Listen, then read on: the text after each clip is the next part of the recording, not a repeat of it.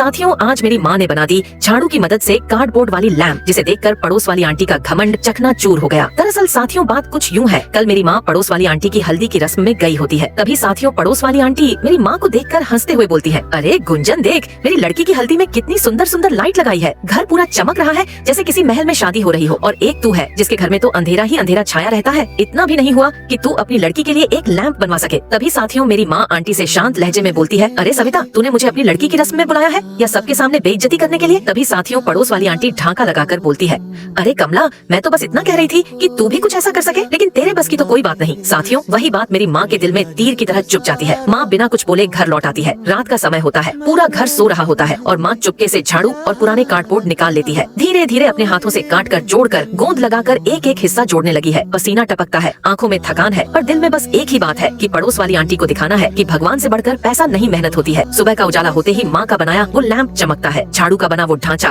और कार्डबोर्ड से बना वो गोला ऐसा चमकता है जैसे खुद सूरज उसमें बस गया हो। घर के कोने कोने में रोशनी फैल जाती है और माँ की आंखों में चमक आ जाती है। साथियों, गरीब होना कोई शर्म की बात नहीं है, यह तो ऊपर वाले की मर्जी है, लेकिन कोशिश न करना और अपनी इज्जत का ध्यान न रखना, यह हमारी गलती होगी। साथियों, आज का दिन हमारे लिए और भी खास है, क्योंकि बड़ी दीदी को शहर की एक नामी बड़ी कंपनी में नौकरी के इंटरव्यू के लिए भी बुलावा आया है। एक तरफ लड़की वाले आने वाले हैं और दूसरी तरफ दीदी का बड़ा इंटरव्यू है। मतलब आज का दिन हमारे घर की किस्मत बदलने का भी दिन हो सकता है। इसलिए माँ ने सुबह से ही समय बर्बाद नहीं किया, मेहनत करते रहे और काटते रहे, जोड़ते रहे और हर टुकड़े को अच्छे से फिट करते रहे, ताकि लैंप न सिर्फ देखने लायक हो बल्कि किसी खरीदी हुई लैंप से कम न लगे। धीरे धीरे लैंप का ढांचा तैयार हो गया। अब हमने उसकी सीट और बैक को और मजबूत बनाने के लिए कार्डबोर्ड और नारियल का इस्तेमाल किया, ताकि लड़की वाले बैठकर आराम महसूस करें। फिर उसके किनारों को अच्छे से सजाया ताकि दिखने में आकर्षक लगे। साथियों, ये लैंप सिर्फ बैठने का सामान नहीं, बल्कि हमारी मेहनत और हमारी इज्जत का प्रतीक है। हमारी मेहनत लगभग पूरी हो चुकी है और माँ के चेहरे पर संतोष और उम्मीद साफ दिख रही है। अब देखना ये है कि लड़की वाले इस बार भैया को पसंद करते हैं या नहीं। लेकिन उसे देखने से पहले जो बच्चा परीक्षा में पास होना चाहता है या अच्छा नंबर लाना चाहता है, वो इस वीडियो को लाइक करके चैनल को सब्सक्राइब करे और कमेंट में हर हर महादेव जरूर से लिखे। मैं उन्हें कभी फेल नहीं होने दूंगा, ये मेरा आशीर्वाद है। साथियों, लास्ट में मेरी माँ ने कितनी सुंदर लैंप बना दी, जिसे देखकर तो पड़ोस वाली आंटी का घमंड चकनाचूर हो गया।